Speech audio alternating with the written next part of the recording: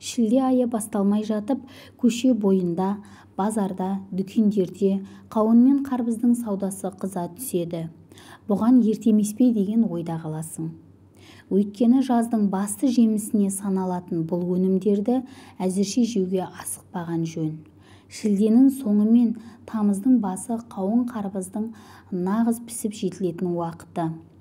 Қарбыздың отаны Оңтүстік Америка екен. Ежелгі Египетте де бұл өнімді адамдар білген және тұтынған. Ал қазір біздегі қауын қарбыздың басым бөлігі оңтүстік өңірлерден, Ресейден келетіні белгілі.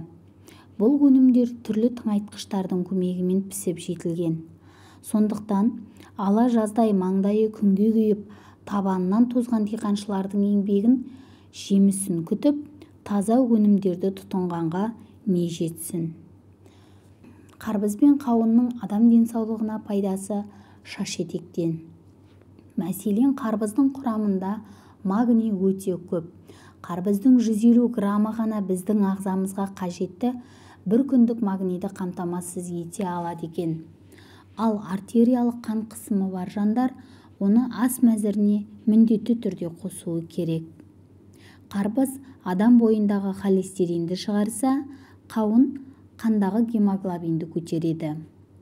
Екі жемісте жүрек қан тамырлары ауруларының алдын алуға көмектеседі. Ал бүйрегіне тас байланған жандарға қауын қарбыздың пайдасы өте зор. Алайда ескере кететін бір жайт, қауын қарбызды жол бойынан сатып алудың қажеті жоқ. Өйткені жерде домалап жатқан қауын мен қарбыз ашық аспан астында токсинді тез қабылдайды екен. Сондай-ақ көшеде жүйткіп жүрген көліктерден шығатын улы газды қарбыз өзіне тез сіңіріп алады. Бұл сату талабына сай емес. Міне, көпшілігіміз ескере бермейміз.